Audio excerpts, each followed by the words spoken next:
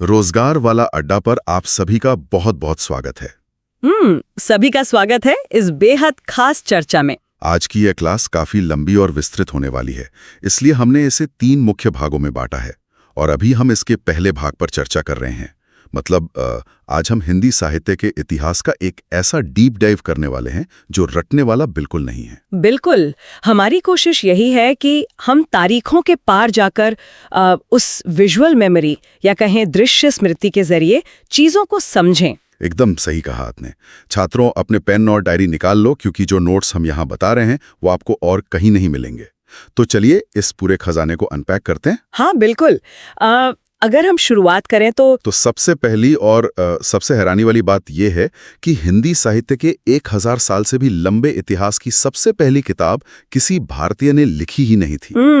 गारसा दतासी का जिक्र कर रहे हैं आप, है ना? बिल्कुल। 1839 में उस फ्रेंच विद्वान ने इस्तवार द ला लिटरेत्यूर, जो भी उसका पूरा नाम है, वो लिखा। मतलब ये तो वैसा ही हुआ जैसे आपके परिवार का इतिहास कोई 7 समंदर पार बैठा अजनबी लिख रहा हो। हाँ, ये एनालॉजी एकदम सटीक है। और यहाँ सबसे आकर्षक बात यह है कि एक फ्रांसीसी को हमारे साहित्य का इतिहास लिखने की क्या जरूरत थी। इसका जवाब उस दौर की प्रशासनिक मानसिकता में छिपा है। अच्छा, तो मतलब वो हमें समझने की कोशिश कर रहे थे। बिल्कुल, उनका दृष्टिकोण पूरी तरह से विश्लेषणात्मक था। वो साहित्य को एक डेटा की तरह देख रहे थे ताकि वो यहाँ के समाज के मनोविज्ञान पर पकड़ बना सकें। और फिर 1883 में शिव सिंह सेंगर की किताब शिव सिंह सरोज आती है। वो एक टर्निंग पॉइंट लगता है ना? एकदम सही, क्योंकि वहां पहली बार एक भारतीय राष्ट्रवादी चेतना नजर आती है। और इसी चेतना को आगे चलकर आचार्य रामचंद्र शुक्ल ने एक बहुत ही शानदार परिभाषा दी। उन्होंने कहा था कि साहित्य जनता की चित्तवृत्ति का संचित प्रतिबिंब है। अरे वाह, क्या बात है। और अरे देखो, ये पॉइंट तो टीजीटी वालों के लिए रामबाण है कि कवियों का काल क्रमानुसार विभाजन सबसे पहले किसने किया? हाँ, ये विदेशी बनाम भारतीय दृष्टिकोण वाला हिस्सा परीक्षाओं में बहुत आता है। और शुक्ल जी की वो पंक्ति तो साहित्य जनता की चित्तवृत्ति का प्रतिबिंब है। बिल्कुल। मतलब समाज डरा हुआ है तो साहित्य में डर दिखेगा, समाज लड़ रहा है तो साहित्य में युद्ध दिखेगा। तो यहाँ बात सच में बहुत दिलचस्प हो जाती है, क्योंकि जब इतिहास लिखा जाने लगा तो सबसे बड़ी चुनौती ये थी कि इस 1000 साल को बांटे कैसे। काल विभाजन हमेशा से सिरदर्द रहा है इतिहासकारों के लिए। जॉर्ज ग्रियर्सन ने अपनी अंग्रेजी किताब द मॉडर्न वर्नैक्युलर लिटरेचर में 1889 में इसका पहला मानक रूप दिया था। हाँ, लेकिन जो वैज्ञानिक आधार 1929 में रामचंद्र शुक्ल ने दिया, विक्रम संवत 1050 से, वो सबसे ठोस माना जाता है। और छात्रों के लिए इसे याद रखने की एक बहुत ही मजेदार ट्रिक है। अच्छा, वो कौन सी ट्रिक है? ट्रिक है आधा भक्त रीति पर आधुनिक है। बस इतना याद रखना है। आधा से आदिकाल, भक्त से भक्तिकाल, रीति से रीतिकाल और आधुनिक से आधुनिक काल। ये तो सच में बहुत आसान हो गया। हाँ, लेकिन काल बांटने से ज्यादा मजा तो नामकरण के विवाद में आता है। पहले काल को क्या नाम दें, इस पर तो जैसे विद्वानों की जंग ही छिड़ गई थी। बिल्कुल छिड़ गई थी, क्योंकि हर विद्वान उस दौर को अलग चश्मे से देख रहा था। जैसे ग्रियर्सन ने इसे चारण काल कहा। और इसे याद रखने की ट्रिक है गाड़ी के 4 गियर। मतलब ग्रियर्सन से गियर और 4 से चारण। क्या बात है। और महावीर प्रसाद द्विवेदी ने इसे बीजावपन कहा, क्योंकि उनके हिसाब से ये वो दौर था जब साहित्य के बीज बोए जा रहे थे। इसकी ट्रिक है महान बीज बोना। महावीर से महान और बीजावपन से बीज। बहुत बढ़िया। फिर राहुल सांकृत्यायन आए, उन्होंने इसे सिद्ध सामंत काल कहा, क्योंकि एक तरफ सिद्ध परंपरा थी और दूसरी तरफ सामंती व्यवस्था। और इसकी भी एक जादुई ट्रिक है, बुद्ध सिद्धि। राहुल सांकृत्यायन का बौद्ध धर्म से गहरा नाता था, तो बुद्ध से सिद्ध सामंत काल याद रखा जा सकता है। और अंत में शुक्ल जी का वीर गाथा काल, जिसकी ट्रिक है भगवान राम बहुत वीर थे। राम से रामचंद्र शुक्ल और वीर से वीर गाथा काल। ये ट्रिक सच में कमाल की है। और मैं बता दूं, नेट के पेपर में ये ट्रिक बहुत काम आती है, खासकर जब बीजावपन और सिद्ध सामंत काल को मैच करने का सवाल आता है। बिल्कुल, मैचिंग वाले सवालों में ये ट्रिक्स समय बचाती हैं। तो आदिकाल का स्वरूप आखिर था कैसा? मतलब वीर गाथा काल नाम सुनकर तो लगता है कि इस युग में सिर्फ तलवारें ही चल रही थीं क्या? हाँ, ज्यादातर यही लगता है। मुझे तो ये जो दरबारी चारण कवि थे ना, वो आज के दौर के पीआर मैनेजर्स की तरह लगते हैं, मतलब जो अपने राजाओं की इमेज को बस बड़ा चढ़ाकर पेश करते थे। ये पीआर मैनेजर वाली तुलना एकदम सटीक है। उस समय 1150 से 1375 के बीच देश में भयंकर राजनीतिक उथल-पुथल थी, विदेशी आक्रमण हो रहे थे। तो राजाओं को मोटिवेशन चाहिए था। बिल्कुल, सेना का मनोबल बढ़ाने के लिए अतिशयोक्ति की जरूरत थी। और यूजीसी नेट के कथन कारण वाले सवालों में एक चीज बहुत पूछी जाती है, राष्ट्रीयता का अभाव।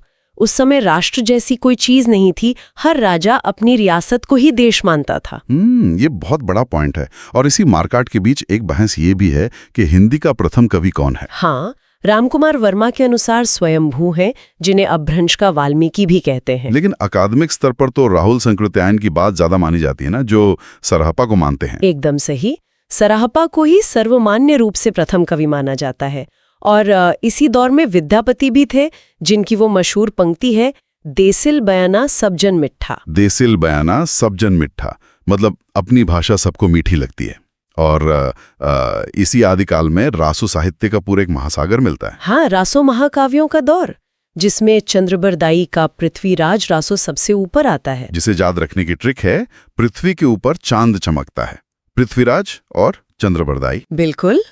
और इस महाकाव्य की डिंगल पिंगल शैली बहुत खास है। ये डिंगल पिंगल का क्या चक्कर है? मतलब ये अलग भाषाएं हैं या बस लिखने का तरीका? देखिए, ये उस दौर के दो अलग अलग साउंड ट्रैक की तरह थे। डिंगल राजस्थानी और अपभ्रंश का मिक्स थी, जो युद्ध और हथियारों के कर्कश शोर को दिखाने के लिए इस्तेमाल होती थी। अच्छा, और पिंगल? पिंगल ब्रज और अपभ्रंश का कोमल रूप थी, जो श्रृंगार और प्रेम के लिए इस्तेमाल होती थी। क्या गजब का भाषाई विज्ञान था यार। एक और रासो है, बीसल देव रासो, जो नरपति नाल ने लिखा है। इसकी ट्रिक है, नर के पास 20 की ताकत, लेकिन इसमें वीर रस नहीं, श्रृंगार रस प्रधान है ना? हाँ, और ये परीक्षाओं का क्लासिक ट्रैप क्वेश्चन है। लोग रासो शब्द सुनते ही युद्ध टिक कर देते हैं। एकदम। और एक परमाल रासो भी है, जिसे आला खंड कहते हैं। इसकी ट्रिक है, सारा जग पराये माल पर नजर रखता है, जगनिक का परमाल रासो। बहुत खूब। अगर हम इसे बड़े परिदृश्य से जोड़ें तो देखेंगे कि कैसे सत्ता और लालच का मनोविज्ञान आदिकाल में हावी था। लेकिन कोई भी समाज हमेशा तो युद्ध नहीं लड़ सकता ना। बिल्कुल नहीं, और यहीं से बदलाव आता है। आदिकाल की अशांति और हताशा के बाद समाज किस तरफ मुड़ा? यहीं से 1375 में भक्तिकाल का उदय होता है। एकदम सही।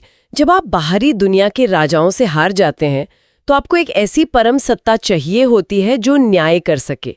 इसी हताशा से ईश्वर के प्रति समर्पण का जन्म हुआ। मतलब ये राजनीति से उपजी हताशा का परिणाम था? काफी हद तक। भक्ति शब्द संस्कृत की भज धातु से बना है। इसीलिए ग्रियर्सन ने इसे साहित्य का स्वर्ण युग कहा और हजारी प्रसाद द्विवेदी ने इसे लोक जागरण काल कहा। और वो पंक्ति तो सबने सुनी होगी, भक्ति द्राविड़ उपजी लाए रामानंद। हाँ, दक्षिण से उपजी और उत्तर भारत में रामानंद और कबीर ने इसे फैलाया। तो इस सब का असल मतलब क्या है? मतलब क्या ईश्वर एक सर्वव्यापी ऊर्जा है या कोई अवतार जिससे हम बात कर सकें? यही तो सबसे बड़ा वैचारिक बंटवारा था।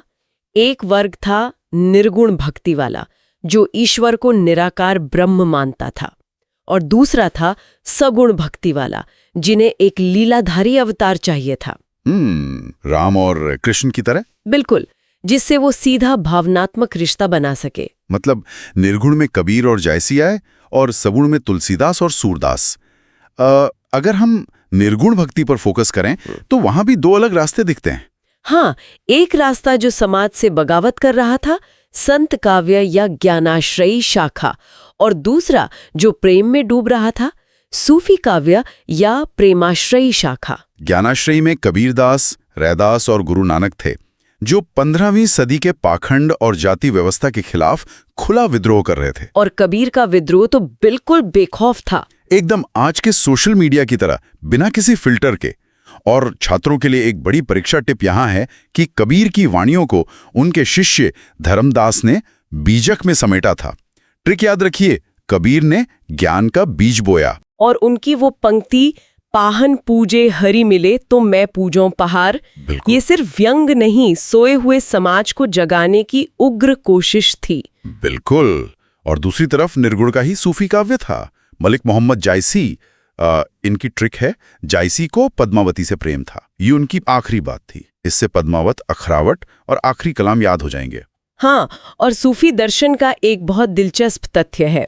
सामान्य भक्ति में भक्त खुद को दासी और ईश्वर को स्वामी मानता है, लेकिन सूफियों में ईश्वर माशूक यानी प्रेयसी होती है और भक्त आशिक होता है। अरे वाह, मतलब पूरा नजरिया ही उलट गया।